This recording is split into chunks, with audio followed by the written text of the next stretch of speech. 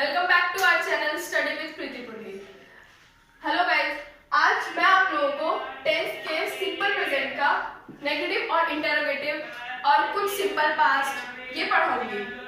तो हम लोगों ने लास्ट क्लास में सिंपल प्रेजेंट का अफर्मेटिव सेंटेंसेस पढ़े थे और आज हम लोग नेगेटिव और इंटरोगेटिव से स्टार्टिंग करते हैं। तो नेगेटिव का क्या रूल होता है? सब्जेक्ट प्लस डू या does plus not plus verb की फर्स्ट फॉर्म प्लस ऑब्जेक्ट। अब जैसे हम डू या डज, जैसे हम लोग उसमें एस या ईएस लगा रहे थे, ऐसे इसमें डू या डज के लिए होगा डू जो आएगा वो प्लूरल सेंटेंसेस प्लूरल वर्ब के साथ प्लूरल सब्जेक्ट के साथ आएगा और डज जो है वो सिंगुलर सब्जेक्ट के साथ आएगा। तो अगर हमारे पास ये एग्जांपल है, हम एग्जांपल लेते हैं, वह चाय नहीं पीती है, तो वह और पीती है से हमें पता चला कि ये सिंपल प्रेजेंट का है टेंस, और वह और पीती है का मतलब शी। किसी लड़की की बात हो रही है तो लड़की के लिए वह के लिए शी। अब डू या डज बेसिस, जैसे कि शी जो है सिंगुलर सब्जेक्ट है तो हम यहाँ पे डज लगाएंगे और नहीं के लिए नॉट, तो शी डज नॉट। अब यहाँ पे क्रिया क्या है, वो क्या काम कर रही है या नहीं कर रही है? यहाँ क्रिया है पीती है, पीना मतलब ड्रिंक। ओके, तो शी डज नॉट ड्रिंक, क्या नहीं पी रही? टी, तो she does not drink tea. Okay, मुझे लगता है आप लोगों को समझ आ गया होगा। अब हम ऐसे ही दूसरे एग्जांपल और लेते हैं। तो क्रिकेट नहीं खेलते हो, अब ये सब्जेक्ट क्या है इसमें? तुम मतलब यू, तो यू के अकॉर्डिंग प्लूरल सब्जेक्ट के अकॉर्डिंग उसके साथ डू और डू या डज के बाद नॉट क्योंकि यहाँ पे नहीं है। You do not play cricket, play मतलब खेलना, जो यहाँ पे इसकी वर्ब हो रही है, और क्रिकेट। अब कुछ बच्चों का क्वेश्चन ये हो सकता है कि मैम जैसे हमने सिंपल प्रेजेंट के अफर्मेटिव में वर्ब के साथ फर्स्ट फॉर्म के साथ एस या ईएस लगाया था, तो आप यहाँ पे एस क्यों नहीं लगा रहे? क्या आप यहाँ पे एस क्यों नहीं लगा रहे? क्योंकि जैसे शी जो है, शी भी तो सिंगुलर सब्जेक्ट है ना। तो मैं उन लोगों की ये प्रॉब्लम सॉल्व कर देती हूँ पहले ही। यहाँ पे ये जो है ना डू या डज, ये ऑलरेडी सिंगुलर और प्लूरल वर्ब के अकॉर्डिंग ही लग रहा है, इसलिए हम लोग वर्ब की खाली फर्स्ट फॉर्म रखेंगे बिना एस या ईएस के। आप लोगों को समझ आई क्या होगा? अब हम लोग स्टार्टिंग करते हैं इंटरोगेटिव की। अब इंटरोगेटिव मतलब जिसमें हम लोगों को पता चले कि हमसे कोई प्रश्न पूछा जा रहा है, कोई हमसे कोई क्वेश्चन पूछ रहा है। जैसे अब इसका क्या रूल होता है? डू या डज। अब इसमें हम लोग डू या डज जो हमारी हेल्पिंग वर्ब है उनको हम पहले रखेंगे और सब्जेक्ट फिर वर्ब की फर्स्ट फॉर्म। वर्ब की जो फर्स्ट फॉर्म है ये हमारी मेन वर्ब है और ये हमारी हेल्पिंग वर्ब है, और उसके बाद ऑब्जेक्ट, बाकी जो भी बचा हुआ है सेंटेंस में। तो पहले हम लोग स्टार्टिंग करते हैं एग्जाम्पल से। क्या वे किताब लिखते हैं? तो क्या वे, अब वे हमें पता है, वे जो है प्लूरल सब्जेक्ट है, प्लूरल सब्जेक्ट वे मतलब दे। अब दे के अकॉर्डिंग डू दे। अब वर्ब क्रिया क्या हो रही है इसमें? वर्ब की फर्स्ट फॉर्म राइट, लिखते हैं को right book, do they right book. Okay, अब नेक्स्ट हमारे पास एक एग्जांपल और है। क्या तुम अपना पाठ याद करते हो? अब क्या तुम, पहले हम लोग सब्जेक्ट देखेंगे, सब्जेक्ट के अकॉर्डिंग पहले सब्जेक्ट लिखेंगे यहाँ पे तुम मतलब यू। अब यू हमें पता है प्लूरल सब्जेक्ट है, तो प्लूरल सब्जेक्ट के अकॉर्डिंग डू यू याद करते हो का मतलब लर्न अपना मतलब योर, पार्ट मतलब लेसन, तो do you learn your lesson. अब हम लोग सिंपल प्रेजेंट को खत्म करके सिंपल पास्ट की ओर चलेंगे। सिंपल पास्ट मतलब जो बीत गया, हम इसको सिंपल पास्ट या फिर पास्ट इंडेफिनिट भी बोलते हैं।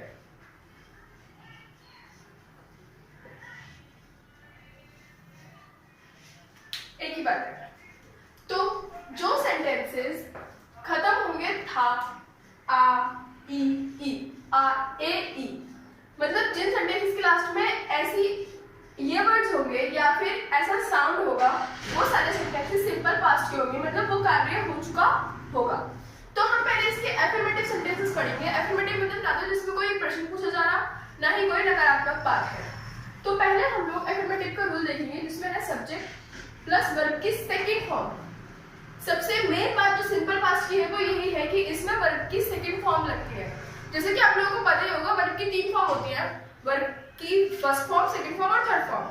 फर्स्ट फॉर्म हम लोगों ने सिंपल प्रेजेंट में लगाई, वर्ब की सेकंड फॉर्म हम लोग सिंपल पास्ट में लगाएंगे, और थर्ड कहाँ यूज होती है वो हम फर्दर वीडियोस में देखेंगे। तो सब्जेक्ट प्लस वर्ब की सेकंड फॉर्म प्लस ऑब्जेक्ट। तो हम लोग यहाँ पे एग्जांपल लेते हैं, उसने कल मुझे एक किताब दी थी, ठीक है। अब कैसे बनाएंगे इसका उसने। अब देखो हमें नहीं पता वो उसने यहाँ लड़का है या लड़की, तो हम लोग यहाँ पे ही या शी कुछ भी लिख सकते हैं।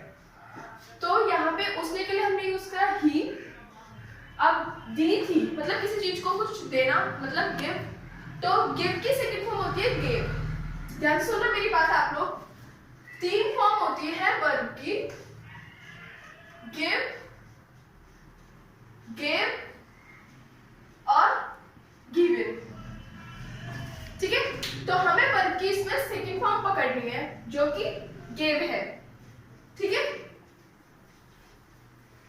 तो हमने वर्ब की second form Lee gave.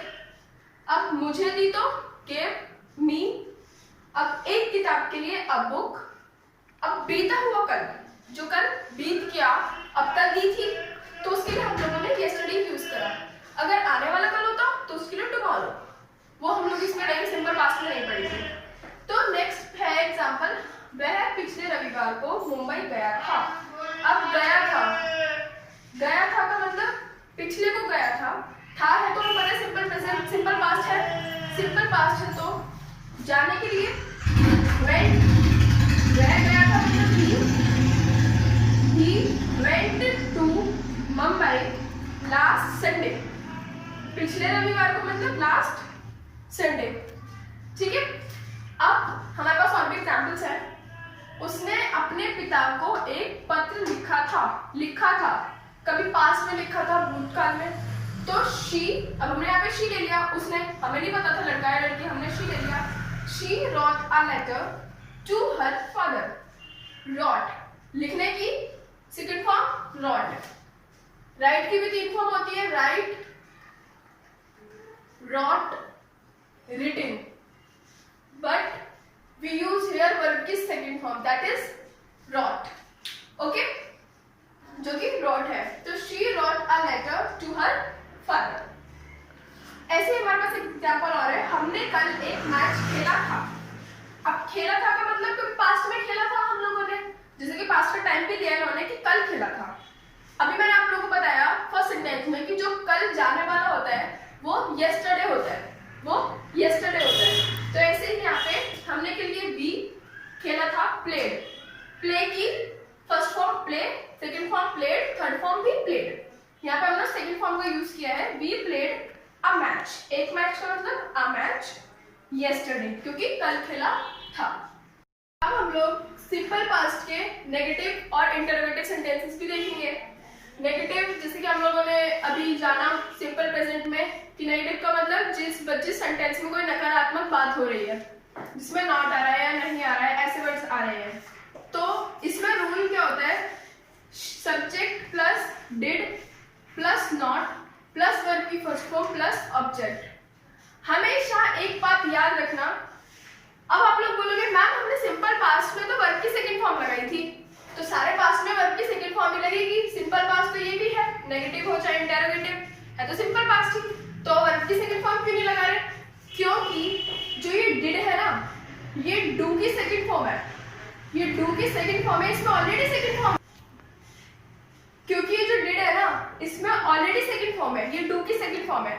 Do की भी दो 3 फॉर्म होती है, डू, डिड, डन। तो ये डिड डू की सेकंड फॉर्म है, इसमें ऑलरेडी सेकंड फॉर्म है, तो ये अपने साथ सेकंड फॉर्म नहीं लेगा। यही डू डिड की खास बात है कि ये हमेशा हर सेंटेंस में अपने साथ वर्ब की फर्स्ट फॉर्म लेता है। ये बात हमेशा याद रखना, ये आप लोगों को हमेशा काम आएगी। तो हमने सेंटेंस में क्या लिया, उसने अपना काम पूरा नहीं किया था।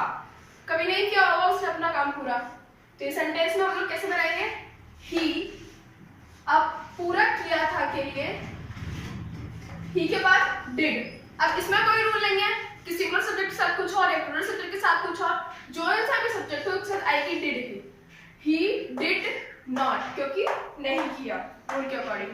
ही डिड नॉट कंप्लीट, पूरा किया का मतलब कंप्लीट हिज वर्क, अपना काम नहीं किया उसने तो हिज वर्क, तो कैसे बनेगा he did not complete his work.